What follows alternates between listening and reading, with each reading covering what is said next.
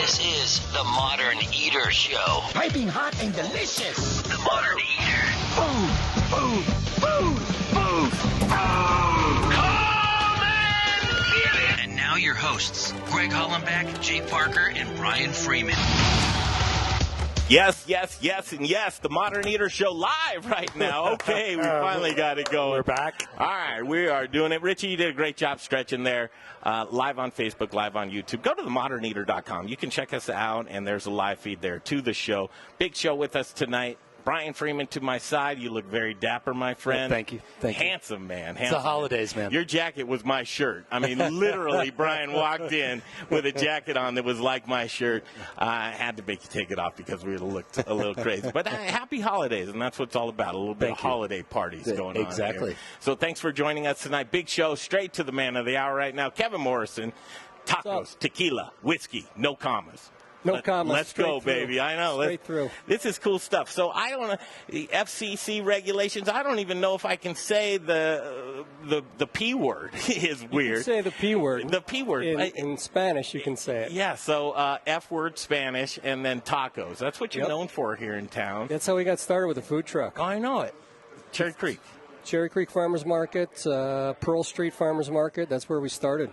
You guys never crossed paths, you and Brian Freeman? He's always running around at farmers markets. No, if he was dressed like that, I would have noticed it. I know you would, but he's usually not. He's usually in a shirt that says either resist or I love dirt or something like that. But truly, and let's just back up. You're going to assemble some delicious food here for us tonight. But, I mean, here you go. Your career is long and illustrious. It's just getting going, but your beginnings is in produce. Yeah. So I was, let me see, got back in, it dates back to my days in Chicago. I was dealing with specialty produce and then came out to Denver, started my own company, Red Tomato, and then we went from a specialty vendor to a mainline vendor. But my passion and my heart was with the specialty stuff. Now, you're kind of doing microgreens and lettuce. Is there money in that? Yeah, yeah, especially at that time. Brian, there's money in that. Did you know? I know, something. Grower's Organic. He's got great stuff. We use his stuff. Do you really? Yeah. Brian. Again, the term that we coined is Brian's forgotten more than we'll ever know about produce. And I love that about you, Brian. How much you've gone to every one of these restaurants and Fish and Beer? Yes. I haven't gone to.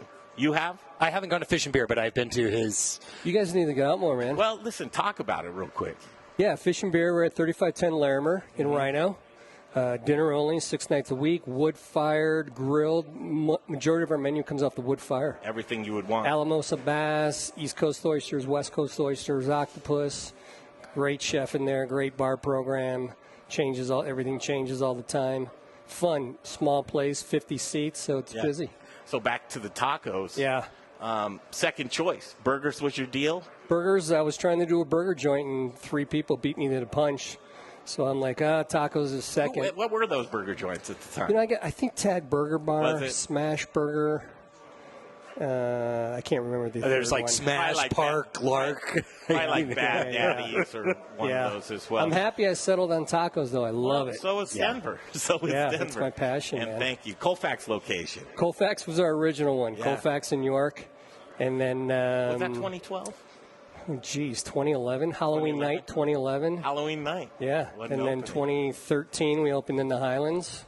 Did you feel like that first place at Colfax was a risk? Just because no parking? I mean, you've got the little lot on the side there, but... You know, I didn't, only because the rent was so cheap, and that's the only reason I took that place, is because I knew I could get a job and pay rent if it went under. Yep. So I wasn't too worried about it. Now, looking back, how I look at locations with parking, demographic, car counts, all that stuff, it was kind of a risky move. Yeah, but you do well there. I mean, every time I've been in there, you guys are busy. I mean, always. Busy. Yeah. It's interesting because Colfax BID actually uses an example of how you can be successful on Colfax. It was a little challenging in the beginning. There was a lot of atmosphere down there in Colfax. Yes, there is. Yeah. So, and there still is, but that's what makes it great. Yeah, and kind of fits the brand. It does. Right? Yeah, it does. We're street tacos. Mm-hmm. You know, you gotta be a little gutsy coming in. Yeah. So your background with Mexican food, what's up with that? Tacos, tequila, whiskey, that was it, man. I grew up in a part of Indiana. We had a lot of family-run Mexican restaurants, and my dad would always take me and just loved the cuisine. But I grew up, our tacos at home were, the ground beef, the packaged seasoning, cheddar cheese. No doubt, huh? Yeah, but I The still love McCormick seasoning. Exactly, man. But I still love those. When I do taco night at home, that's what I do. MSG. Nice. Yeah. So, I mean, here it is. You're into tacos, now fish and beer.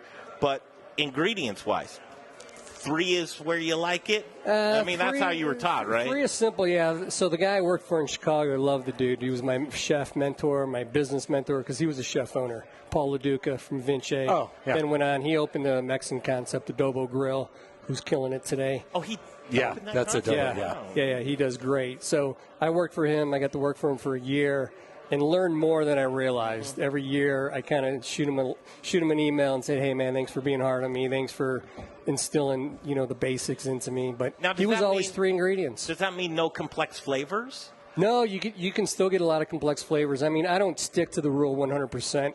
Our lingua taco, we probably have 5 or 6 different ingredients in there. But what our philosophy at Tacos is, we're using ingredients that are native to Mexico. I'm just putting a gringo twist on it. Yeah. Because I didn't grow up with the cuisine. I didn't study the cuisine. I know what I like as a chef because that's my background. I think I got a decent handle on what the public wants. So, I went to Mexico every year. We always go to Tulum, and I'd always seek out the street vendors. And I just look what they're doing, and I kind of gringo-fied, as I call it. Nice. Put a twist on it. Yeah. What's your favorite? I got 2 questions. No, Sorry. go ahead. Two. My favorite is the one I'm doing. I have 2 favorites. The one I'm doing tonight, queso a la plancha, vegetarian, griddled cotija cheese, which they call Mexican Parmesan, avocado or guacamole, tomatillo salsa. But my favorite meat ones are carnitas. It's amazing. Nice. It's simple. Now, what's your favorite tequila or whiskey? Ooh, Wait, and whiskey. Tequila and tequila. whiskey. No, tequila or. that's a tough one. Depends who's paying. I'm paying. Oh, okay, you're paying? You know what? Uno Dos Tres is an amazing tequila. All lines, like Yep. their Unos, their Blanco, they have an amazing tequila. I Are like you a Blanco that. guy? I'm a Blanco guy, yeah. I think Yeah. everybody is. I'm wondering It's who's just- drinking these other ones. Yeah, no, it's our most popular, and it's just a great tequila to sip. I love it with a cigar. And then as far as whiskey, man, Local. Just say local. local Stranahan's. Yeah, Stranny's, all right? That's your deal right there? Laws. I'm a big Laws guy. Yeah. Yeah, that's because you're paying, but I'm a big Laws guy. Well, I know Al, so we'll just have Al. Yeah. bring No, they them have up. great stuff. Yeah, for Yeah. sure. Absolutely. So fish and beer, out of left field or no? Yeah, but that's kind of how I like to do things. Yeah. shoot I from the asked hip. him earlier. I don't even know if he wants me to. Hey, man, why'd you get? He said, I was bored. Yeah, I was bored, honestly. Really? That's how I kind of feel like I run my course for a while and I need something new. So it was fish and beer the last 3 years, and now I'm jumping back into the kitchen at Tacos, and we're kind of elevating our taco program again. Are you bored again yet? I'm bored a little bit. Really? I think it's my ADHD, so I try to use it to my advantage. Is that what it is? The meds aren't working, so I'm just using it to my advantage. Sure. So back and rewind, spicy pickle. Yeah. Do you mind talking about that just a little bit? It's a sour story, but it's all right. I know, but I think it's a lesson to learn. No, it was a good experience. Yeah. I didn't go to I went to a lot of colleges. I just chose not to finish. So that was kind of my education in life. One of the founders? Yep. Or with the founder? No, one of the founders was Okay. a buddy of mine. Uh-huh. Yeah. Spicy pickle. Then It was great. Tony Walker and I started it. He was the chef at Barolo Grill, and I had the red tomato produce, and we decided to start this company, Spicy Pickle. Wasn't there one on 8th in Colorado? 8th in Colorado was our second location. 9th in Lincoln was our first. Yeah. Oh, 9th in Lincoln. Yeah, and I would drive to Il Fornaio, the restaurant that was in town. They baked our bread fresh every day, so I'd drive there, pick it up. We used boar's head meats and cheeses, some cool ingredients. I mean, at that time, it was really different. Sun-dried tomatoes, roasted eggplant. I mean, in a sub sandwich, where do you get roasted eggplant? Yeah. I'm a roasted sandwich guy. portobellos. I love that. It was so fun, man. It was so fun. It was a good ride. 10 years. Making 10 years. Yeah. Making sandwiches. Yeah, and then we started franchising, and then we went public. And so, new CEO, right? New CEO. Yeah, and said, we're going a different direction, sir. He invited me to take my talents elsewhere, Did he really? very politely. That's an interesting thing. So I got fired from the company I started. Yeah. But, it happens. I was very vocal, and I wasn't a great employee. Did you So go down? I'm like, man, I better open my own business because I'm unhireable. Listen, I say that all the time. Yeah. I'm Yeah. unemployable. I truly am. I have to cut my own road because I'm unemployable. We're sitting here catching up. Kevin Morrison here in the kitchen, Studio Kitchen, Colorado. Thanks for joining us tonight here on the Modern Eater Show. We're going to assemble your favorite taco, right? Yep. Next segment, we're going to assemble this favorite taco of Kevin. And I wanted to just ask you about the spicy pickle. Number one lesson you learned out of that whole thing, 10 years of your life. Control your own destiny. That's it, you know. How did those, they're looking in this business especially, such small margins, and it's funny, they put break at 30. I've been doing this for 20 years. But then it's like, chef, turn the stove on, type of thing. You've got this going on, and you're migrating into the future. Are you going to give us a glimpse of next time you're bored what you're going to do? Oof. You've got to be thinking about it right now. I'm superstitious. I have something I'm churning with. I'm talking about to some friends. Well, they always say burger, pizza, taco. Yeah, it's not going to be pizza. It's not going to be pizza? There's too many. Do you like pizza, though? It's one of my favorite foods. For a while. Yeah, no, there's, my buddy owns Marco's Coal-Fired Pizza. My buddy Drew owns Fat Sully's. I don't want to compete with those guys. They do a good job. They do a great job. And pizza in Denver's stepping up a little bit. The whole restaurant scene in Denver is awesome. Yeah. I mean, I travel a lot and, and talking to other chefs around the cities and restaurateurs, and it's a good scene. I mean, we have other restaurateurs coming here and opening places, so that's always a good sign. It is interesting if you think about it. We have, I'd be curious about the restaurants per capita of good restaurants. Yeah. Because you come to Denver, we've only got 5 million people in Colorado. And we've got a ton of great restaurants. You go to places, I liken Colorado to an L.A., San Francisco, any day of the week. Because you live here. I travel, and I was just out there, and there's some great restaurants, but we've got a lot here. We have a lot, and a lot of them are approachable. I mean, from a just a dining standpoint to a dollar standpoint, they're so much more approachable than other cities. It's amazing. You hear a lot of people complain about ticket prices. Here in Denver, you go to another city, you're going to spend a lot more on an entree. For sure. Yeah, truly, you are. Yeah. We're going to cut. It's 6:30 on 630 KHOW, iHeart Radio station, live at Studio Kitchen, Colorado. Brian Freeman, Greg Hollenbach, Jay Parker, Little Rich Schneider's in the Little Rich corner with Chris Johnson. There he is, Rome sausage. Cool. Chris, some ingredients tonight being used by Kevin. That will be awesome. We're going to take a break. We'll come back. We'll assemble these tacos, talk some food when we come back right here on the Modern Eater Show on iHeart Radio. Are we in there? Yeah, we're good. Okay. Yeah. Okay. It's like Schwarzenegger and Danny DeVito from Twins. I know. Okay. Hey, man, thanks for coming down, brother. Thanks for having me. You come down. Thank you. What's happening over at Rome?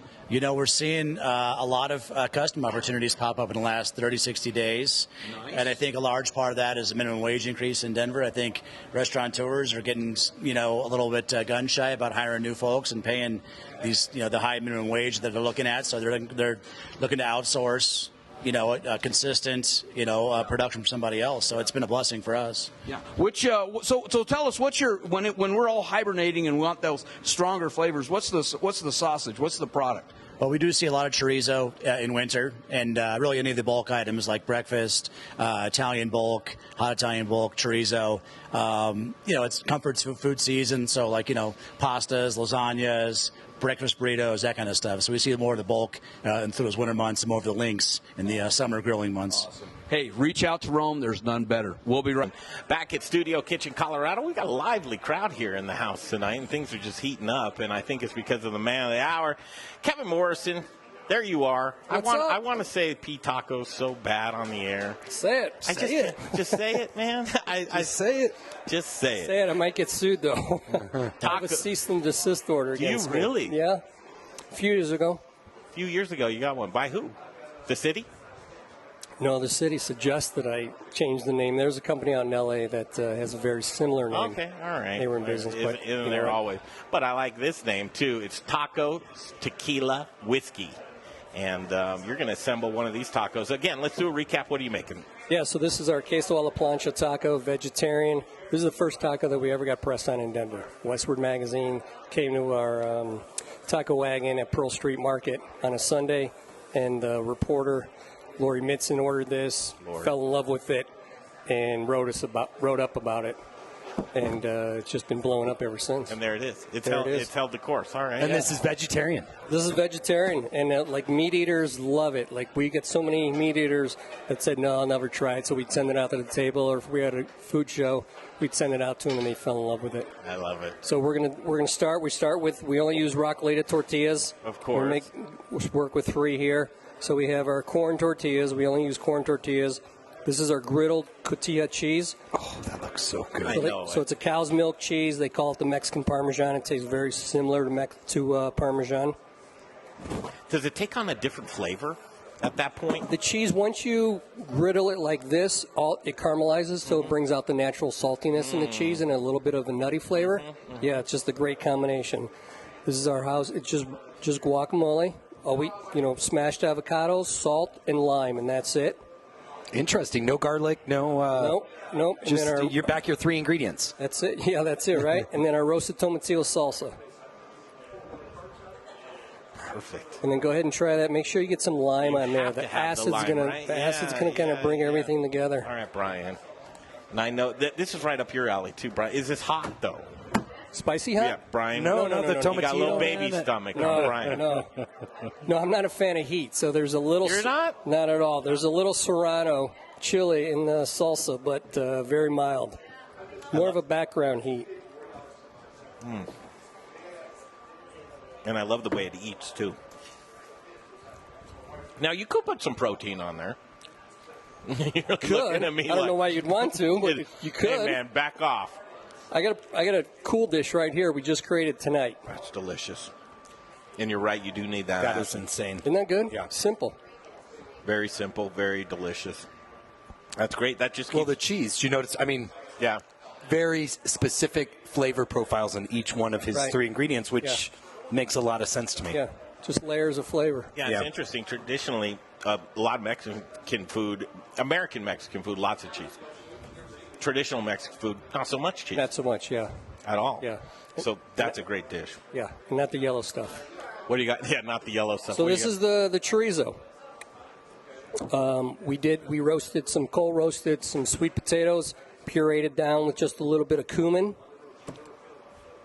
to add another level of flavor. got? That's so good. I got And then we're going to put a little chorizo on here. And then we're going to finish this one with a little bit of feta cheese.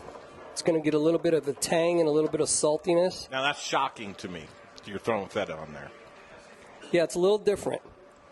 But all the flavors marry really well together, and it works. Give that Give that a whirl. Give that a try. The chorizo is awesome. It's got a little kick to it, which is really nice. 3 ingredients as well, right? Yeah. I mean, this is not coincidence, That's is it? it. Some of the other dishes on the menu. Yeah, so our lingua, our cow tongue, that's been really popular. My other favorite is the carnitas, braised pork butt.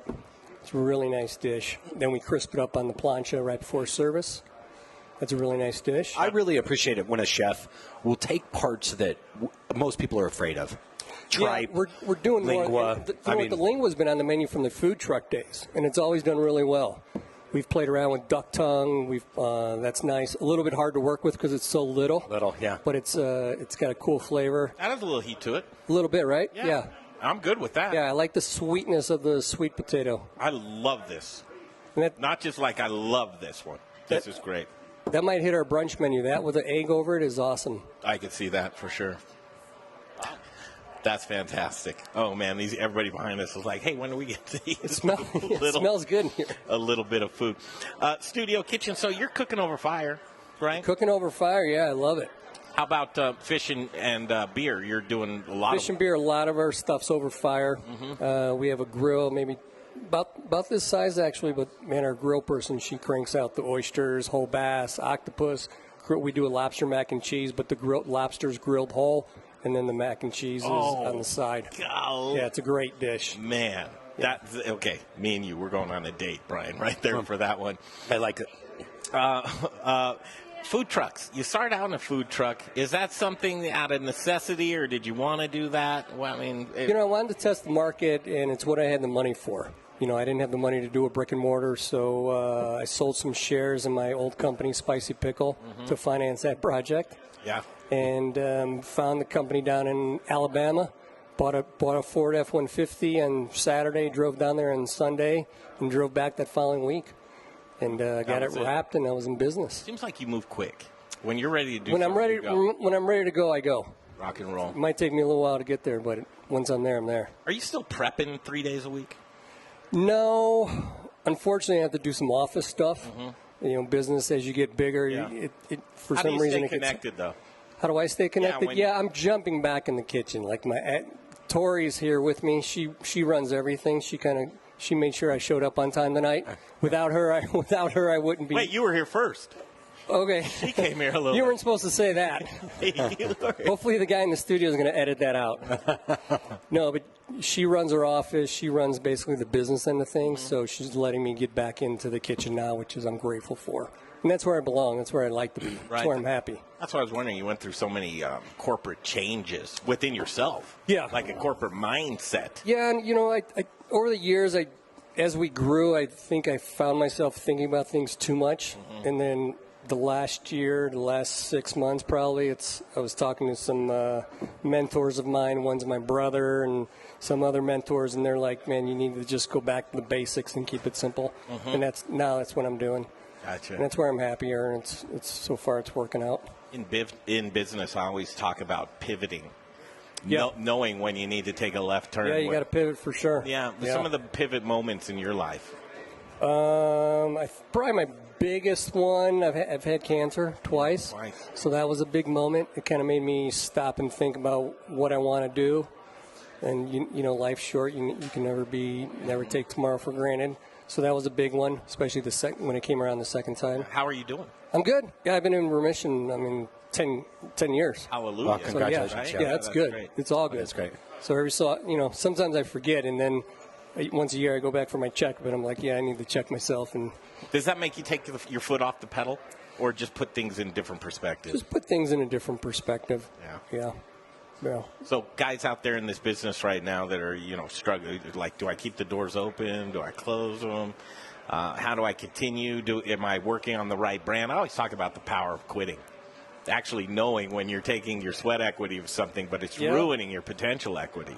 No, towards there's something else. There's sometimes it's good to quit something. Luckily, I have a great team, and that's who I lean on when things get hard. I just we just gather around and we talk, and it's like, hey, do we want to keep going with this brand or this concept or this location?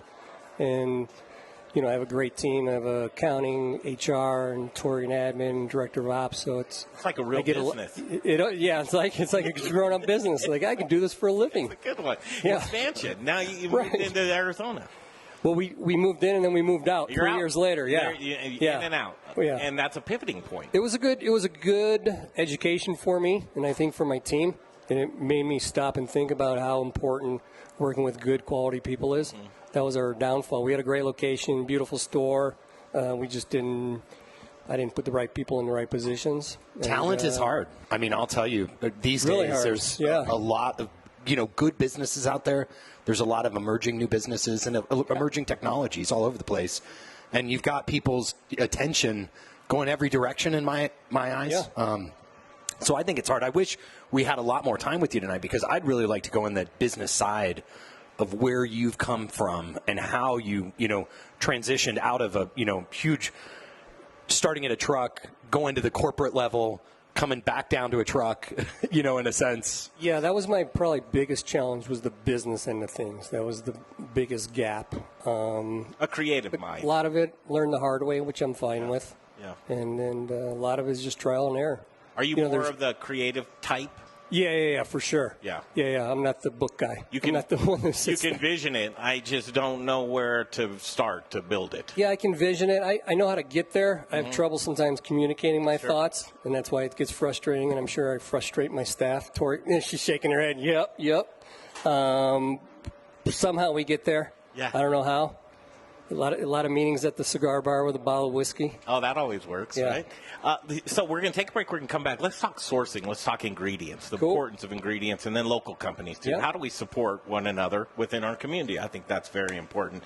Again, Kevin Morrison here with us. Tacos, tequila, whiskey, and fish and beer. He's assembled some great tacos. Which was your favorite, Brian? You know, I actually like the first one better. Did you? Just because I was down with the second. Yeah. I mean, both equally delicious, but the second one is Totally different flavors. That second one with the little sweet potato in there. still lingering in my mouth. Oh, yeah. What do we need? What are we missing? Tequila. You need the tequila. Okay, we're going to break off, come back, do In the Kitchen. Chris Johnson from Rome Sausage is going to join us with Kevin Morrison. All's well in the world. It's a beautiful Saturday night in the doldrums of the end of fall, man. Winter equinox is upon us here shortly, and then we'll get back into that winter, and then our favorite season, springtime. And the road trip. Lots going But on. I will tell you some of the most beautiful sunrises that we've had in a long time and last week. You would have to be up for sunrise. and I know. That's a weird thing for you, isn't it? I only know 6 o'clock in the day, and that's at night. Okay, we're going to break off, come right back. Little Rich is in the Little Rich corner. We got two suited guys. I think they're FBI agents. I don't trust either one of them. But we'll break off, and we'll come right back to Studio Kitchen, Colorado, on the Modern Eater Show on iHeartRadio. That's correct, Greg. Where were you last Tuesday at 8 p.m.? We need to know. Hey, look who I've got in the corner here. Mr. John Irvin from Gluten Free Things. Welcome. Thank you very much. Appreciate you having us on. John, you're such a strong supporter of the whole industry. You do such a great job. How are you positioning your business going into the future? Well, what we're doing is we're talking to you and having you kind of help us out with trying to figure out where we want to go marketing-wise. We've decided that we're going to go through food service and we're going to forget about the grocery stores and that kind of stuff. We might do it, if we get asked or something. Sure. But we have a gourmet product that I think that the restaurants would really like. And what product is that? Well, actually, my big sellers right now are my English muffins and my pitas. And my pita pockets, which are 7-inch, and we're making the heck out of them. Well, I tell you, that pancake mix and waffle mix that I had last week, if you've got a restaurant, a hotel, whatever, and you want to make gluten-free pancakes, waffles, whatever, this is the guy. Try his mix. It is incredible. We're going to take a break, and you're going to be amazed at the voice you hear at the break. It sounds just like this guy. Feed me now! Are we coming back? Is the Modern Eater Show. That's right, boy. I'm starving.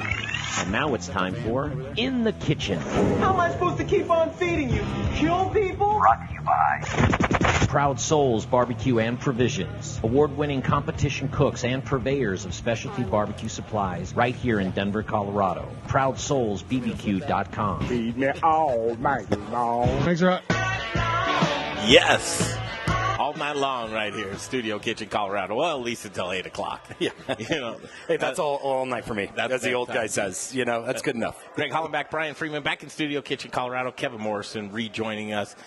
Chef, tacos, tequila, whiskey, no and. No and. They're all there. Yep. There's no ands, equally the same. Are you selling a lot of whiskey? That's all right. We put the whiskey. Why'd you feel? Yeah, that's. I'm a whiskey guy. Okay. At that time, I really wasn't a tequila guy at all. Yeah. I love tacos. I love whiskey. Well, luckily you weren't like a White Claw guy. Right. Yeah, Tacos, tequila, White Claw. I mean, our product line is small, so everything we use is we use really high quality vendors. But yeah, whiskey because of me. I was asking the other day, what are some of your favorites out there? And you shared with us earlier your favorite tequila. If I'm buying, Uno Dos Tres. Yeah, Uno and Dos Tres. Even if I'm buying, I'll probably get it. You'll throw down on that, Brian. What's yours? Mine is Fortaleza. Fortaleza is good. Yeah, I'm a Fortaleza guy. It's really good. Yeah, Fortaleza is really good. Chris and Jen Johnson, welcome to the show. Rome Sausage. Thank you. Good to see you guys. Local ingredients. Yeah. It's kind of fun. You fixing the microphone for her? I am. Bringing it up there so she doesn't want to be on the mic. Is that what I'm seeing? Not really. Why? I'm just not a radio girl. Well, I mean, here's an easy question. You like tequila? I love tequila. There we go. You're a radio gal. Right there. easy. That was easy. She's got a face for TV, and I'm more a radio guy, so it's a nice kind of symbiotic. Yeah, it's good team. Balance things out. Yeah. Well, Kevin, where do you start, Chef, with sourcing ingredients? I think it all starts with the conception of the dish. You start with what is going on in the dish. Sure. and then from there you build up. You start with the bottom and build up. We started with the tortillas, and we've researched a lot of companies. We met Little Rich, been with him from day one, and haven't changed. Yeah. And then from there, it's just whatever you're doing. Is it a cheese? Is it a protein? Is it a vegetable?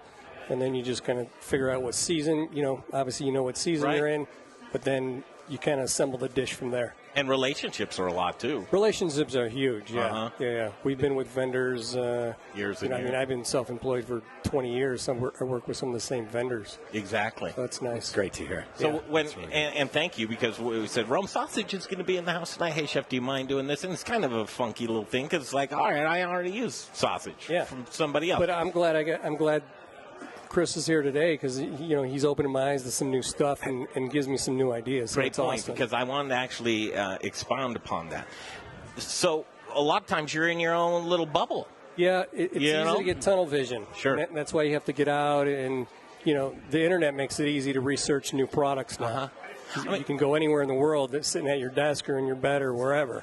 But traveling's nothing's like being there and touching it and feeling it and eating it. Truly. But yeah, it's just trying new products, and then from then it just sparks your innovation. Yeah, Chris, what do you do with that? You've got your relationships with folks, obviously, all over the place, but cultivating new relationships. Kind of cool to talk to Kevin tonight and maybe have the opportunity. Man. I mean, it makes my heart feel good, because we're producing soulful, straightforward, products in a small batch scenario, and it's nice to find guys who appreciate that. And, I think we're a company that's set up in a way that we need to, reach chefs, bring items to them and go, hey, look, this isn't the normal stuff. This isn't the normal, like, run-of-the-mill, mass-produced stuff. We're making great stuff here. It fits what you're doing. Let's move forward, kind of thing. So, talk about it. Yeah. And so you do that a lot. And I said Mrs. Sausage tonight. She was like, do I hit him or do I embrace that? You're Mr. Sausage. Yes. You guys live this. This is your life. Right. You love this type of thing. This was perfect for me. Good taste. I'd be interested to taste the original, I guess, I would say. This is really good. Is it really good? That's why we're talking after the show. This is really good. And is that really what it comes down to? Because a lot of times, regardless of relationships and accessibility, which are big a lot of times, sometimes you just go, I can't be without that. That's pretty good. Yeah, sometimes when you get introduced to a product, you fall in love with it, and your imagination just takes off. And you're like, I got to work with that product or that company. What's new with you? We've been swamped, man. And I was telling Rich on the break that we've seen a lot of folks come to us and say, hey, we want you to produce our meatball or our sausage or this or that, because we're having a hard time getting consistent product out, and we're worried about the minimum wage increase. And we got to find somebody who can make this consistently in the same kind of hands-on, small batch, quality-centered scenario that we do. So that's been a blessing for us as far as that business coming our way. So. And your offerings are vast. Yeah, I mean, we always say yes when the phone rings. What type of things are you selling right now? We're doing a hand-rolled meatball for an Italian chain here. It's got 5 stores. And the founder of the company told me the other day, older guy, he shook my hand. He's like, hey, man, you saved my business. I'm like, well, that's high praise, but thank you. It's just a meatball, And we're doing some custom Italian sausage, and we're going to do a burger blend for a quick-moving burger concept. So we're rocking and rolling, man. Building new relationships. I know Aspen Baking's a new relationship. Yeah, we do a little bit with those guys. They're doing some catering. They have a catering division, so we do some patties for the folks over at Aspen. So good people. Kevin, what are you looking for? What would you like to find? Is there anything out there? I'd love to find something that no one else has. Yeah. Which is there anything? I don't think there's not anything. Did you know this is going to be a sales call live on the air? I did. That's awesome. Not as far as sausage goes, but just anything ingredient in general. Well, something's interesting, and we've got to go to break here. But what's interesting is how do we process the foods? The other day I was looking at something, and somebody froze something before they gave it to me, and I'm like, what if you did that on purpose? As opposed to, because, sometimes you can freeze a tomato or something like that. Right. Peel the skin or something. But there's different things, and that's where I wonder if something's going to come new out of that because of the way we handle it or some post-harvest processing. Yeah, that's a good point. I'm sure there are. I mean, there's so many chefs out there that really push the edge, especially with, what is it called? The cooking with